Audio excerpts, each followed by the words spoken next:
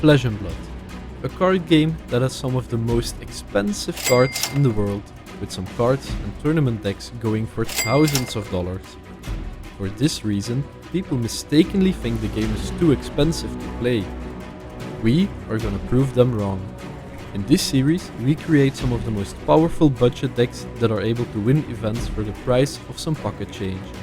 Welcome to Budget Bonkers.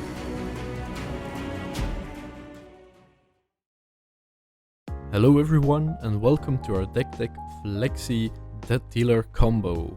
This is a special lightning focused Lexi deck that aims to abuse the draw of Death Dealer to draw into more and more attacks. We can achieve this by lightning fusing Snapshot, making us able to activate Death Dealer again as an instant. Because the activation is no longer an action, we don't need an action point to activate it. Thus, when we activate it, we gain an action point, making Snapshot practically a 1 for 4 or 3 or 2 go again, draw a card, which is pretty broken. We run a full rainbow of Snapshots and build the deck around it. The second rainbow of cards we run is Electrify. Electrify is probably the best card you can get in your arsenal. You can flip it with Lexi's ability, giving the first attack of your turn go again, and then you play it from arsenal. It replaces itself and threatens 1 to 3 extra damage during your turn. This card is a huge enabler in this deck and your number 1 priority to get into arsenal. We want to take absolute advantage of our free go again, so we can get away with playing some of the best 4 for 0 attacks that Flesh and Blood has to offer. Cards like Snatch and Coaxial Commotion threaten to draw us cards, and the latter can even enable our other attacks to build massive combat chains. Scar for Scar and Ravenous Rebel are our staple 4 for 0 go again attacks that are solid mainstays in many aggro lists, so we're also playing them here. Entwine Lightning is a conditional 4 for 0 go again that requires lightning to fuse, but that's no problem for this list. To round out the generic attacks, we play Flex. This is a flexible attack that can just be a 4 for 0 that we give go again, or a Chain Ender for 6 if you have spare resources and nothing else to use it on.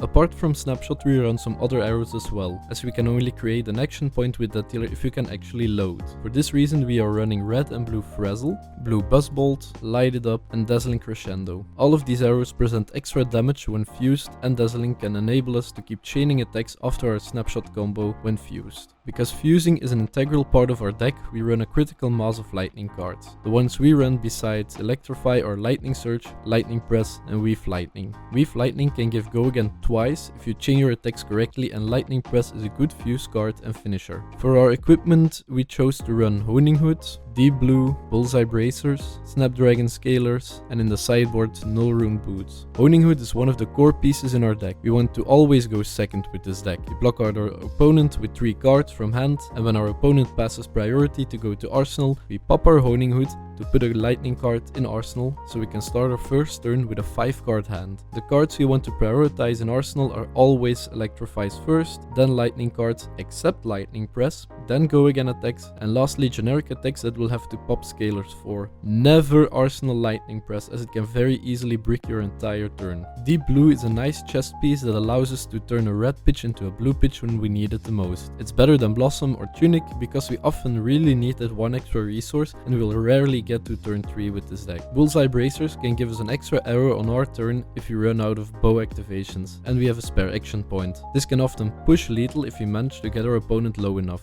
For our legs, we have Snapdragon Scalers. Anyone that has played some form of aggro in Flesh and Blood knows how strong this little common equipment is. Having an extra go again attack when you need it the most, or to unbreak your hand, is crucial in almost any matchup. Last for the equipment, we have Null Rune Boots in the sideboard. Having Arcane Barrier 2, together with Bullseye Bracers, is crucial to help survive against wizards long enough to eventually kill them. As you may have noticed, this deck is very light on the defensive side. We run a lot of cards that only block for 2, so except turn 0, you want to go balls to the wall aggressive and use your life as a resource to take your opponent down. Lose tempo once and it's game over. February states that this deck is $20, but when going by card market lowest pricing, the deck comes up as only 3.8 euros to build.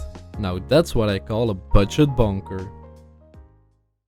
So for gameplay, we have this match against Azalea. We chose this one because it really highlights the deck and what it can do. Let's get into it. So we won the die roll and we always want to go second. Equipment's fine. Let's evaluate our starting hand. We have a Weave Lightning, Snatch, Entwine Lightning, and Buzzbolt. So probably gonna block out with Buzzbolt, Snatch, Entwine Lightning. And then put the Weave Lightning in arsenal with Honing Hood.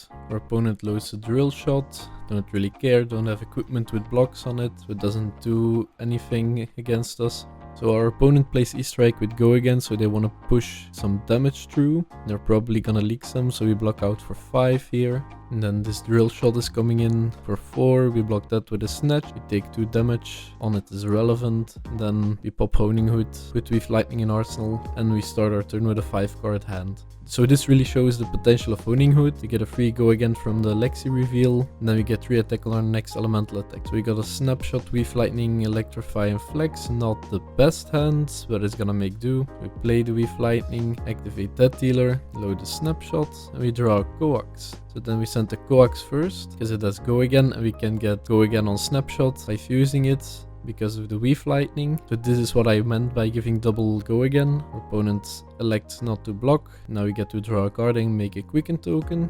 And we find another Snapshot. So I should have just played the Flex here because of that Go Again, but it doesn't really matter. The Snapshot is coming in for 7 with Go Again. Opponent elects not to block. They think they really like their hand and want to keep it. We're gonna load that dealer again on instant speed because of the Snapshot fuse. Load another Snapshot.